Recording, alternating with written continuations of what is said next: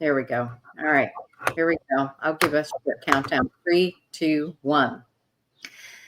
Hello, everyone, and welcome to the Heartland Daily podcast, where we talk about healthcare policy issues. Once again, always in the news. My name is AnneMarie Schieber. I'm the managing editor of Healthcare News, and joining me is Devon Herrick. He is a healthcare economist and writes for the Goodman Institute Healthcare Blog. Good to see you back here, Devon. Thanks for having me.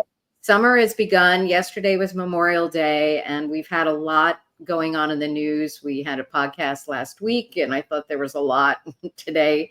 Even over the weekend, there were some headlines. So we'll be talking about those. I want to talk today about what's been going on in Medicare Advantage. If you're a part of that program, this is something you really do need to know, or if you're approaching retirement age. We're also going to talk about the stampede to assisted suicide. We're starting to look like Canada. And now Delaware is the latest state to pass MAID, medically assisted. What is MAID? What it stands for? Medically assistance in dying. That's what that stands for, the euphemism. Later on, we're going to talk about former President Joe Biden's prostate cancer, which is making a lot of political news. And the MAHA Commission report, what is going to happen with that? It was a scathing report on just really the state of our health environment. And it's real interesting what might come out of that. No rules have been set, but we will certainly find out in the next couple of months. So why don't we begin? And let's start it out with Medicare Advantage. So an increasing number of hospitals are not accepting Medicare Advantage enrollees. Now, 33 million Americans are enrolled in MA. So this can be a big problem. Plus, many communities have only 1 or 2 hospitals. So if they don't accept your MA plan, you're out of luck. Let's take a look at what's going on. Now, earlier in the year, Becker's Hospital Review has been keeping tabs on this. I don't know if, Ian, you can pop that article up. But Becker's Hospital, there we go, in January came out with a report and found out that 22 health systems are dropping Medicare Advantage plans. Now, I haven't seen anything recently except for an article in KFF on April 28th, talking about the hassle this is for people. I don't think they updated any numbers, but certainly it's something that can happen at any point. And we published an article in Healthcare News on this as to why this might be happening. If we can pop the Healthcare News article up, because there were some really, okay, so that's the KFF article, and they interview a guy who was shut out of his hospital with this plan. And the problem is when you're in Medicare Advantage and that happens to you, you cannot change your plan until the end of the year. You can't get into traditional Medicare until the end of the year. So you are really stuck if your local hospital is not accepting patients with your plan. So we published an article in Healthcare News on this, and we made some talking points. I don't know if we could pop up that article from Healthcare News on May 27th. There, nope, back. This would be the Healthcare News article I just posted on Healthcare News on the Heartland website. Okay, there it is. Hospitals say no to Medicare Advantage. And this article made a couple of points about this, that primarily what's going on? Well, the hospitals are holding out for more money, and the patients are being held hostages. Now, hospitals defend themselves by saying their costs are going up and that MA plans deny too many claims and it's too much of a hassle. Now, one of the biggest things that they don't like is MA plans are very restrictive about ER use, emergency room use, because those are big money makers for hospitals. And they may not approve you going to the ER in the middle of the night for a sore throat. So you may not get coverage. But they screw, as John Goodman, the co-publisher of Healthcare News, said, MA plans scrupulously monitor ER use in MA. So MA is great for so many reasons, but people love it because it's a one size cost, one cost. You don't have to get alternative backup like Medigap and drug plan. It's all inclusive. It's cheaper generally. They sometimes throw in other freebies like, I don't know, transportation, gym membership. But these plans are increasingly under attack. And during the Biden administration, if you're not familiar with them, but what they do is they rank your healthcare status and they pay according to what your needs would be. And maybe, Devon, you can explain this a little bit more. But the Biden administration pretty much annihilated these plans by restricting some of these risk groups that made it more difficult for these plans to make money and less attractive to people. So what is your thinking on this? Well, I tend to agree with what John Goodman said, that it's all about money. It's a negotiating tactic that some hospitals are using because MA plans are essentially private health plans. So it's the same companies like Humana, United Health Group, among others, Blue Cross, among others, that have health plans for employer groups, also run health plans for Medicare age seniors. And Democrats tend to not like these as well as Republicans, but yet they're popular. Seniors like them, and seniors like them because they tend to be, better coverage, less cost sharing. That's why more than half of people in Medicare actually have a Medicare Advantage plan. So yeah, it's a cat and mouse game, I believe. And one of the areas that, as you said, Biden was concerned about was the risk adjustment mechanism. Some of the MA plans were accused of aggressively going out and attending to seniors' needs to see what was wrong with them so they could get paid for it. That's not necessarily a bad thing. But yeah, they are popular and they're growing. Well, one of the things Goodman always talks about is they have an incentive to find out what's good with you.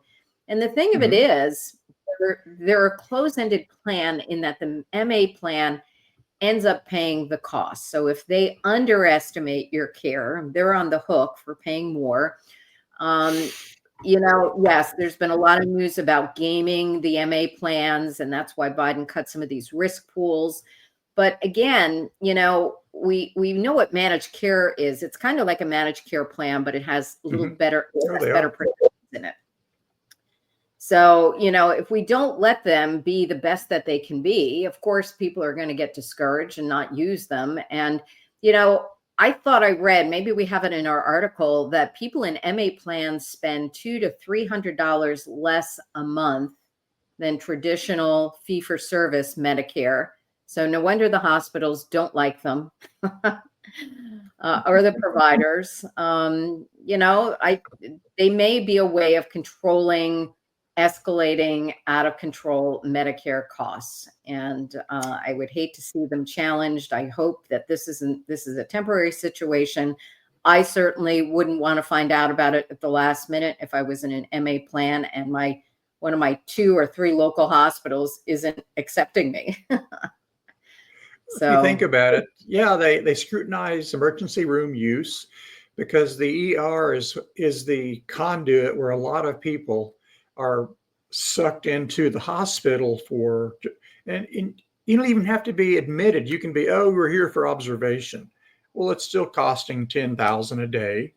And 2 days later, I guess you were fine. They send you home. Well, if there was one way to save money, it is keeping people out of the hospital. And the second corollary to that is keep people out of the ER. And you do that by giving them the primary care they need and really just keeping them healthy.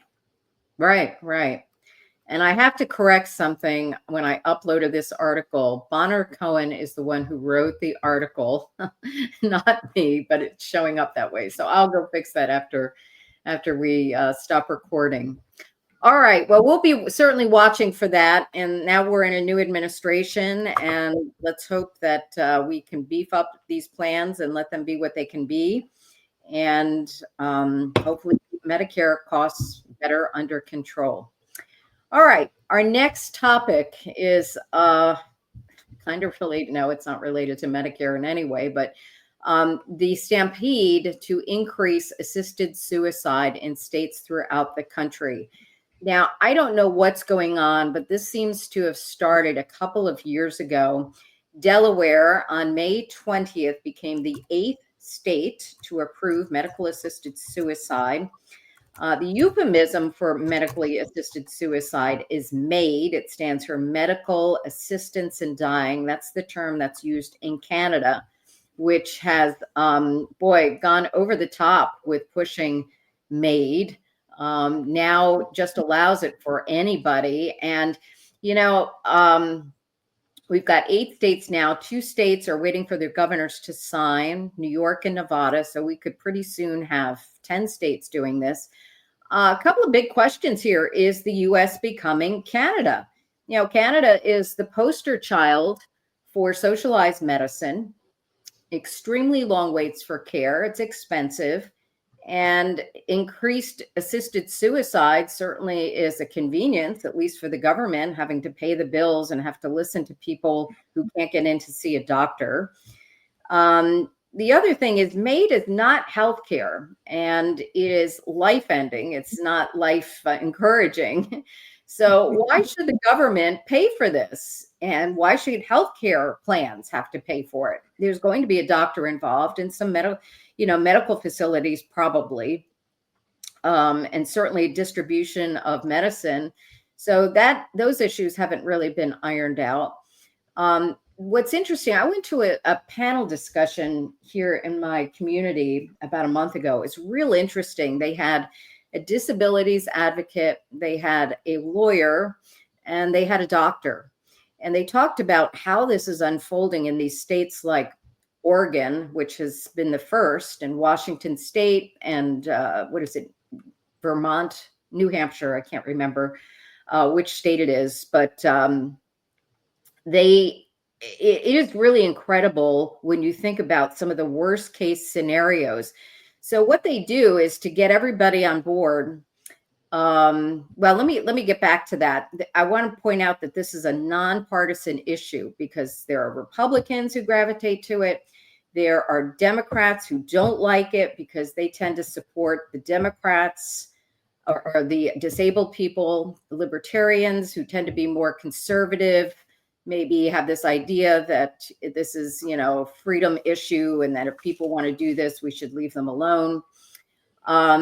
The other point to make is that a lot of these bills are happening through legislatures. It used to be, and this is how it was done in Oregon, and I think not Washington. Washington was a weird one, but these were ballot proposals, and they went down in flames in many states. And I think the people that support this kind of stuff got smart, and they figured because this is a nonpartisan issue, they would have better luck passing these laws through state legislatures, and that's why we're starting to see so many of them.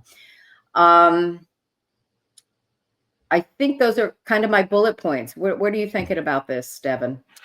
Really, excuse me. If you think about it, the hospice movement has really taken hold within Medicare, and just to a lesser extent through private insurance companies. And I mean, I guess you could argue that that's like the most extreme version of hospice. I don't think most people are really clamoring for it because most people, we don't want to think about dying or, you can say it's a freedom issue. But what's interesting is it is very polarizing. And it does not follow, as you said, any real partisan, political stance. It's, everyone either hates it or favors it, or it seems like there's very little in between. But, it's something that people don't really talk about is it already occurs quietly. It just occurs closer to the end of life. I mean, like when my father died, it's like, well, we're going to withdraw dialysis because it's not working. So we can either wait 2 weeks for him to die in agony, or we can, shut off the machine, basically. Well, Yeah. In a matter of speaking, it's not so much do we do it. I mean, the King of England Princess Elizabeth's father was quietly hastened to his death, so he could be in the morning newspapers, not the evening newspapers. That was less dignified. It's just, when do you do this? Do you do it, a day before patients are already going to die, or do you do it, years ahead of time? Well, okay, we can agree that's probably not a good idea, but it is a discussion that resonates for some reason with a lot of people. Well, I'll tell you what was interesting at this panel discussion is the idea that malevolent actors will get involved. And this attorney put out a case. I think this was not a real case, but this is what could potentially happen. So when they pass these things, they have all kinds of safeguards. They'll say, okay, you have to be terminal within the next 6 months. Well, first of all, nobody really knows that. Okay. It's just a guess. And then they only say doctors can administer the pills and the doctor has to be in the room. But then over time, they start taking that away. And now I think I can't remember, it's Vermont or New Hampshire, but they're looking at allowing a whole range of medical providers to be able to do this. And what it is pills, right?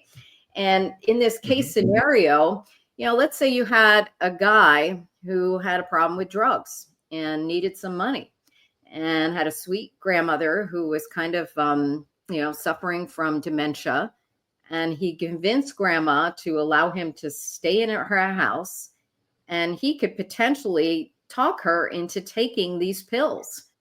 And bingo, signing documents, he inherits the house. I mean, these are the kinds of things when it comes to death and hastening death in families that can always come up. And in Canada, they're allowing depressed people, medically, people who have compromised mental health, be able to make the determination. One of the things I heard at this panel thing was they did a study and they said intractable pain is not the top reason why somebody wants this. Generally, they just want to die. Pain, because we know that pain can be treated. It's for another reason. They don't want to burden their loved ones. That's why the disabled advocate was there, because they felt like this is really going to push them to hasten their death. And, sometimes you can't always speak for yourself.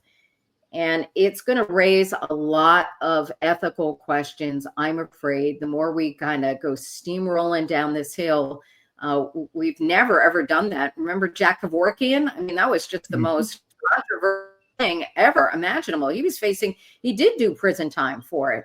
And now we're just completely accepting this and calling it healthcare. And I think it's an alarming trend. So I said all I had to say. All right. We'll be keeping watch on that.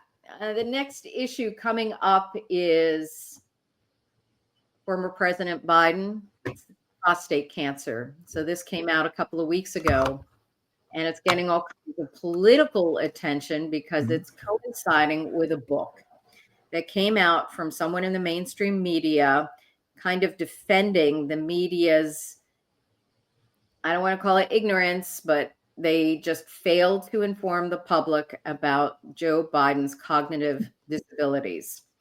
And we all knew it, but they were really covering up for the guy. And I think now there's going to be a congressional panel on this to examine who knew what and who was calling the shots. But let's just talk about the prostate cancer to begin with. So former President Joe Biden was diagnosed with a very aggressive form of prostate cancer. Nobody believes that Biden was not carefully monitored for this. Now, I don't know how old he's in his 80s. He's had it before, and the presidents have the best of healthcare. Why they wouldn't be monitoring this is just hard to believe. were they covering it up? Was he getting aggressive treatments that compromised his cognitive ability? We don't know. And why are they releasing this now? Is it to buy sympathy for President Biden, to cover up what was going on behind the scenes with his decision makers? Let's talk about this issue of screening. So the recommendation is that men no longer need to be screened for prostate cancer after, I think, age 71. Why don't you talk about that, Devon? Oh, yeah. As you said, it created a lot of people were saying, how can the man with the best health care in the world have this happen? How can he suddenly have, stage 4 aggressive prostate cancer that metastasized to his bones? Well, in fact, it was not even the standard of care.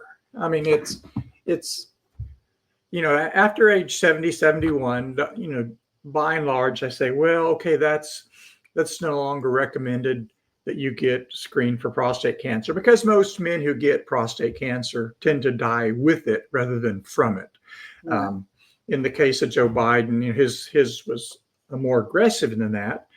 But just because you turn, one more year on a calendar does not mean that he couldn't order it to be done. It does not mean that his doctor could not have said, hey, he is the president. It's not an expensive test. He probably gets blood tests every single year.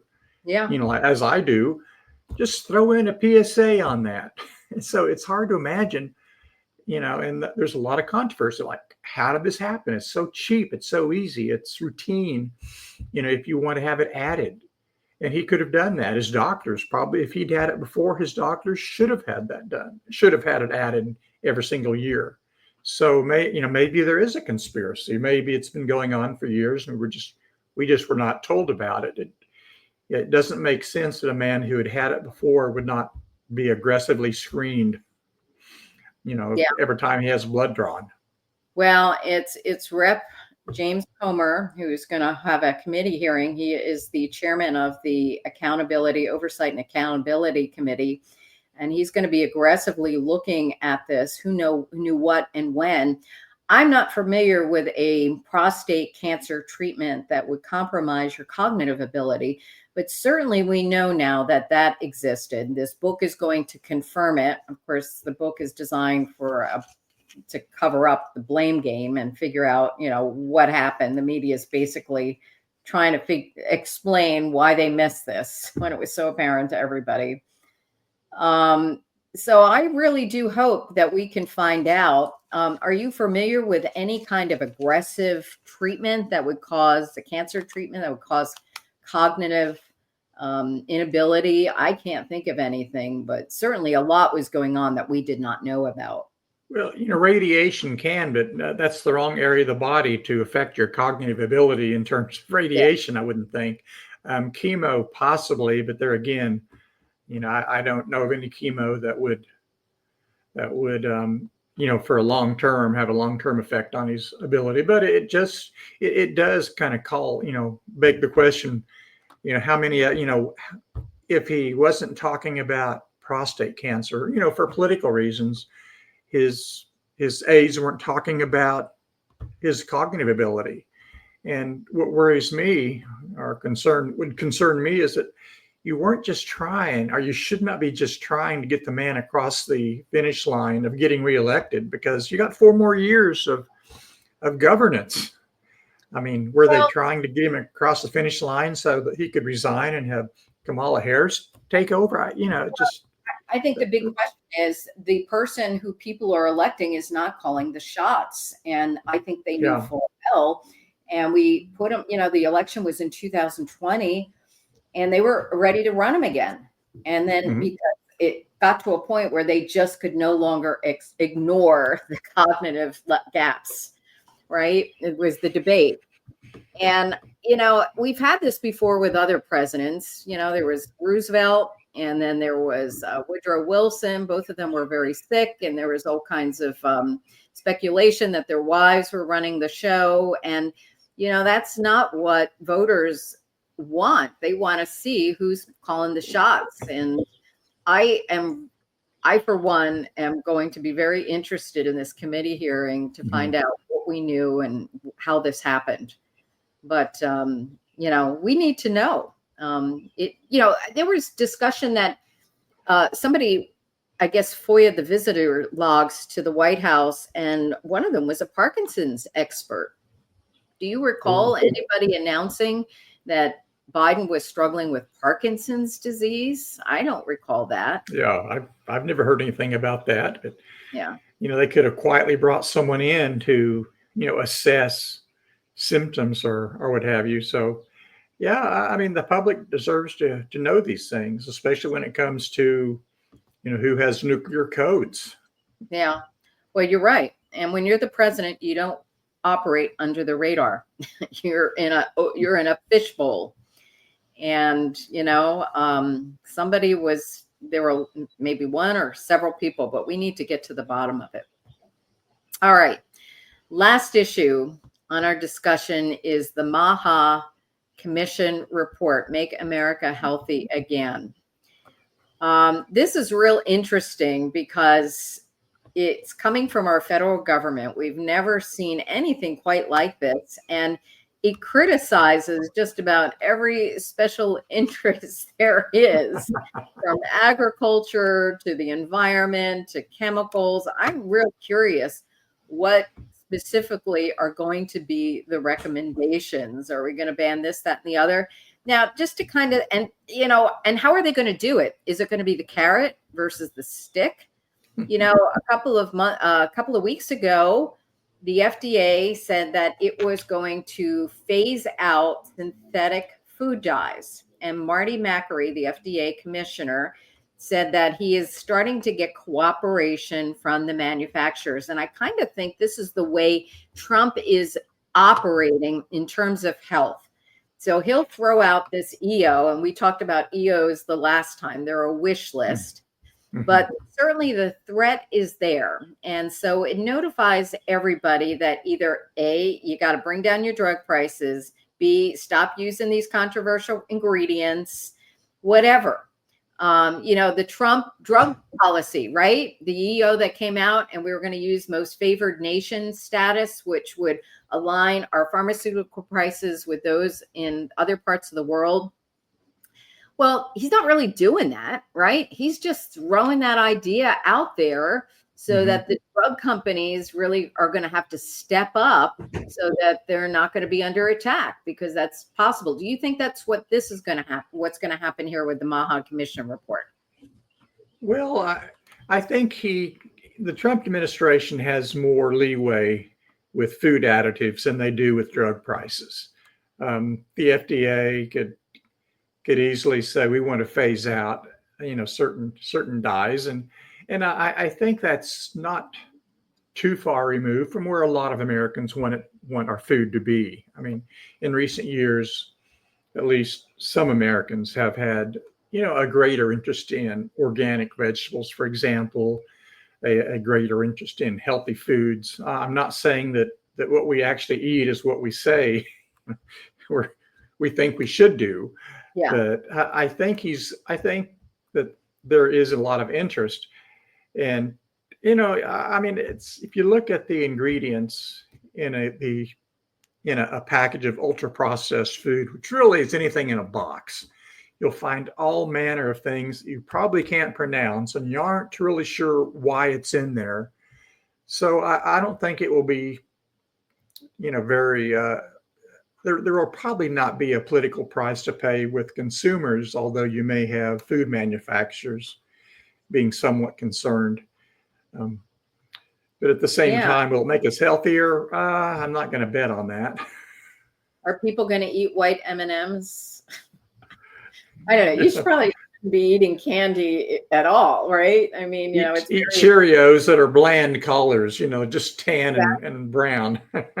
Isn't Lucky Charms? That's a food quirk, that people who gravitate to white food, that actually does exist. So we know they're not getting food coloring in their food, but that's not a healthy way to go either. And that's the thing. You can make the case that there are people who make it to the ripe old age of 100, maybe more, and they have been exposed to this stuff. So why not them? You know, I just don't know how proactive you can be to gauge every single thing that's coming into your body. I think it's just an overall quality of life and a lifestyle. You know, I think still too few people engage in exercise and physical activity. And of course, that can lead to being overweight, obesity. It interferes with your metabolism. So, I mean, that really isn't, that's probably, I haven't read the whole MAHA report, but I'm sure that's in there. You know, we've had a kick for many years, the President Physical Fitness test. Do you remember that going back a couple of decades ago? And they set up all these things and nobody could do it. You know, it was like 30 push-ups and nobody could get through it. But I think that this is really important. Marty Makary said something on Fox News over the weekend. He said, you know, we're not going to be reactionary anymore at the FDA. We're not going to throw pills at these problems. We're going to be proactive. And I think that's a good thing to do. You know, it would save money. It's better for people in the long run. Now, you know, he did talk about the food industry a couple of weeks ago. Maybe we mentioned this in our last podcast, but he said he was getting compliance from these food manufacturers, that they met with him. It's all nice. They want to get along with the administration. They're going to find alternatives. But then, you know, in our article, I don't know if you can pop that up from Healthcare News, Katie Talento said, well, hey, you know, here's what happened in 2015. Kellogg said it was going to get rid of all synthetic food dyes, and they never followed through on it. So, you know, who's going to be watching them? We'll have a new administration in 4 years. Are they going to be just as vigilant on this? I think maybe some of these food companies, these special interests, say we just need to wait out the next 4 years and things will change. So unless the public, the consumers are really demanding it, I think food companies are going to be inclined to produce food that is cheap and attractive, right? Whether that's healthier for you, I don't think that's their main concern. That's how it's always been. And it's really up to individuals to educate themselves and say, hey, no, I'm not going to have a breakfast of M&Ms or Cheerios or whatever have you. Or your breakfast cereal does not need to be composed of multicolored grain products that, you know, it's like there's no, I mean, blue things, red things. I mean, actually what's funny is one of the most common red dyes, food additives, is made from some kind of beetle, you know, a bug. Oh, geez. Which is probably quite expensive, but. Yeah. Well, hey, isn't that natural though? Right? It is. Absolutely. And a synthetic food dye, I don't know. I think some people would get very queasy knowing they're eating bugs. I don't know. Very interesting what could happen with this. You know, it's part of it too is I think we have a fix on sugar. Sugar is very addictive. And how do you know sugar's addictive? If you give up sugar for a couple of months, you would be amazed how little you crave it. So, you know, the satisfaction rate you get from very sweet products, there is actually a list on how satisfying a product is. So the ones that are way down on the bottom of the list, which is like a Snickers bar, because you want to eat another one right away, right? It's not satisfying. And then the better foods for you, like an egg full of protein, you don't crave eggs, right? And so you don't overeat them. So I don't know. We should see. We'll see. All good. I think we'll be waiting, standing by. It'll be probably a combination of, like you said, to some degree, the food industry will agree and look for alternatives, which they probably already are. Yeah. And then to another degree, you know, some items will be, you know, we'll drag our feet and wait for the next administration. I mean, there's a market for, you know, healthy foods that are perceived as super healthy. And then there's a market for cheap and fast. And I'm sure we have enough food, you know, purveyors of food to cover all those markets. Yeah. But, we've got some very savvy people in marketing, and maybe it's time for them to kind of step up. If you've got to do something, start selling the idea that the food is more healthful to you or to a consumer. And, convince them that white M&Ms filled with a vegetable product are really delicious and fun.